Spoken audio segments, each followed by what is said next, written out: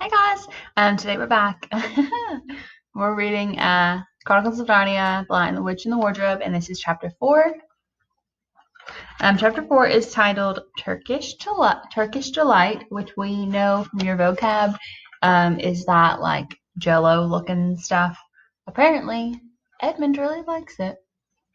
So here we go. So Edmund is inside the wardrobe, so he's in Narnia, and he's just had a run-in with the Queen of Narnia. So let's see what happens. "But what are you?" said the Queen again. "Are you a great overgrown dwarf that has cut off its beard?" "No, your Majesty," said Edmund. "I never had a beard. I'm a boy." "Boy," she said. "Do you mean you are a son of Adam?" Remember, that means human boy.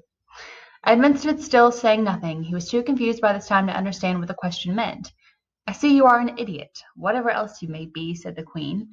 "Answer me once and for all, or I shall lose my patience. Are you human?" "Yes, your Majesty," said Edmund. "And how, pray, did you come to enter my dominions?" "Please, your Majesty, I came in through a wardrobe." "A wardrobe? What do you mean?" I opened a door and just found myself here, your Majesty," said Edmund. "Ha!" said the Queen, speaking more to herself than to him. A door from the world of men. I have heard of such things. This may wreck all, but he is only one, and he is easily dealt with." As she spoke these words, she rose from her seat and looked Edmund full in the face, her eyes flaming. At the same moment she raised her wand. Edmund felt sure that she was going to do something dreadful, but he seemed unable to move. And just as he gave himself up for lost, she appeared to change her mind. "My poor child," she said in quite a different voice. How cold you look! Come and sit with me here on the sledge, and I will put my mantle round you, and we will talk." Edmund did not like this arrangement at all, but he dared not disobey. He stepped onto the sledge and sat at her feet, and she put a fold of her fur mantle around him and tucked it well in. "Perhaps something hot to drink," said the Queen. "Should you like that?" "Yes, please, your Majesty," said Edmund, whose teeth were chattering. The Queen took from somewhere among her wrappings a very small bottle which looked as if it were made of copper. Then, holding out her arm, she let one drop fall from it onto the snow beside the sledge. Edmund saw the drop for a second in mid-air, shining like a diamond. But the moment it touched the snow, there was a hissing sound, and there stood a jeweled cup full of something that steamed. The dwarf immediately took his and handed it to Edmund, with a bow and a smile. Not a very nice smile. Edmund felt much better as he began to sip the hot drink. It was something he had never tasted before, very sweet and foamy and creamy, and it warmed him right down to his toes.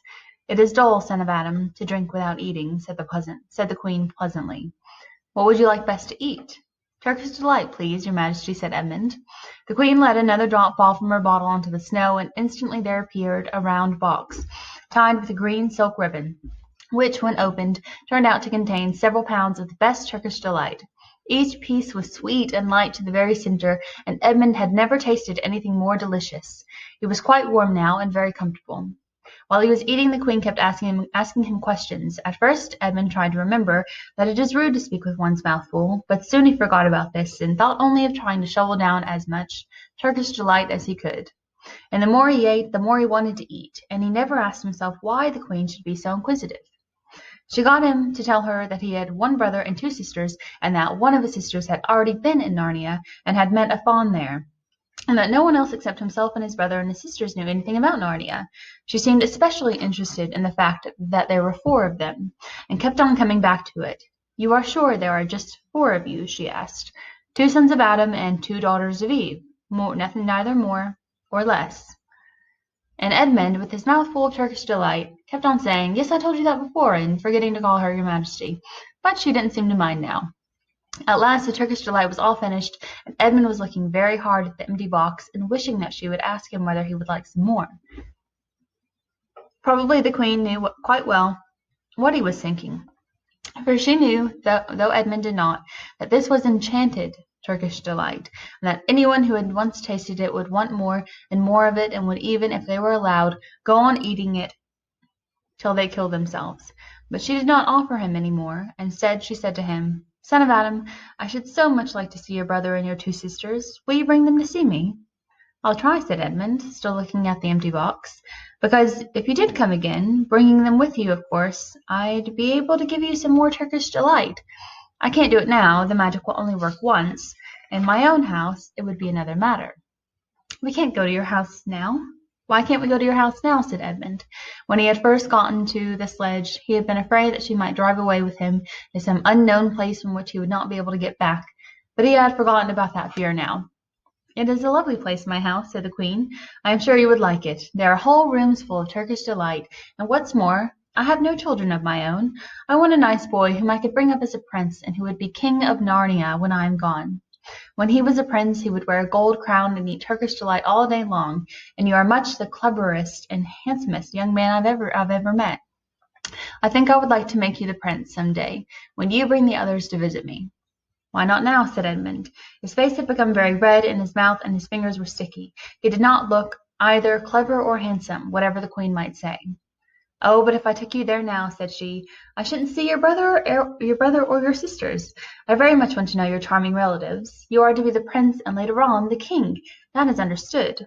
But you must have courtiers and nobles. I will make your brother a duke and your sisters duchesses. There's nothing special about them, said Edmund, in any way. I could always bring them some other time. Ah, but once you are in my house, said the Queen, you might forget all about them. You would be enjoying yourself so much that you wouldn't want the bother of going to fetch them. No, you must go back to your own country now, and come to me another day with them. You understand. It is no good coming without them. But I don't even know the way back to my own country, pleaded Edmund. That's easy, answered the Queen. Do you see that lamp? She pointed with her wand, and Edmund turned and saw on the same lamp-post under which Lucy had met the fawn. Straight on beyond that is the way to the world of men. And now look the other way. Here she pointed in the opposite direction. And tell me if you can see two little hills rising above the trees. I think I can, said Edmund. Well, my house is between those two hills. So next time you come, you only have to find the lamp-post and look for those two hills and walk through the wood till you reach my house. But remember, you must bring the others with you. I might have to be very angry with you if you came alone. I'll do my best, said Edmund. And by the way, said the Queen, you needn't tell them about me. It would be fun to keep it a secret between us two, wouldn't it? Make it a surprise for them. Just bring them along to the two hills. A clever boy like you will easily think of some excuse for doing that. And when you come to my house, you could just say, let's see who lives here, or something like that. I am sure that would be best. If your sister has met one of the fawns, she may have heard strange stories about me. Nasty stories that might make her afraid to come to me. Fawns will say anything, you know, and now... Please, please, said Edmund suddenly. Please couldn't I just have one more piece of Turkish delight to eat on the way home? No, no, said the Queen with a laugh. You must wait till next time. While she spoke, she signalled to the dwarf to drive on, but as the sledge swept away out of sight, the Queen waved to Edmund, calling out, next time, don't forget, come soon. Edmund was still staring after the sledge when he heard someone calling his own name, and looking round he saw Lucy coming toward him from another part of the wood. Oh, Edmund, she cried, so you've got in too. Isn't it wonderful? And now, all right, said Edmund. I see you were right, and it is a magic wardrobe, after all. I'll say I'm sorry if you like, but where on earth have you been all this time? I've been looking for you everywhere. If I'd known you had got in, I'd have waited for you, said Lucy, who was too happy and excited to notice how snappishly Edmund spoke, and how flushed and strange his face was. I've been having lunch with dear Mr. Tumnus, the fawn, and he's very well, and the White Witch has done nothing to him for letting me go, so he thinks she can't have found out, and perhaps everything is going to be all right after all. The White Witch, said Edmund. Who's she? She is a perfectly terrible person, said Lucy. She calls herself the Queen of Narnia, though she has no right to be queen at all. And all the fauns and dryads and naiads and dwarfs and animals, at least all the good ones, simply hate her. And she can turn people into stone and do all kinds of horrible things. And she has made a magic so that it is always winter in Narnia. Always winter, but it never gets to Christmas. And she drives about on a sledge drawn by reindeer with her wand in her hand and a crown on her head. Edmund was already feeling uncomfortable from having eaten too many sweets, and when he heard that the lady he had made friends with was a dangerous witch, he felt even more uncomfortable. But he still wanted to taste that Turkish delight again, more than he wanted anything else. Who told you all that stuff about the White Witch? He asked. Mr. Tumnus, the fawn, said Lucy. You can't always believe what fawns say, said Edmund, trying to sound as if he knew far more about them than Lucy. Who said so? Said Lucy. Everyone knows it, said Edmund. Ask anybody you like, but it's pretty poor sport standing here in the snow. Let's go home. Yes, let's, said Lucy. Oh, Edmund, I'm glad you've got in too. The others will have to believe in Narnia now that both of us have been there. What fun it will be. But Edmund secretly thought that it would not be as good fun for him as for her. He would have to admit that Lucy had been right before all the others, and he felt sure the others would all be on the side of the fawns and the animals. But he was already more than half on the side of the witch. He did not know what he would say or how he would keep his secret once they were all talking about Narnia. By this time they had walked a good way, and suddenly they felt coats around them instead of branches, and the next moment they were both standing outside the wardrobe in the empty room. I say, said Lucy, you do look awful, Edmund. Don't you feel well? I'm all right, said Edmund, but this was not true. He was feeling very sick. Come on then, said Lucy. Let's find the others. What a lot we shall have to tell them, and what wonderful adventures we shall have now that we're all in it together.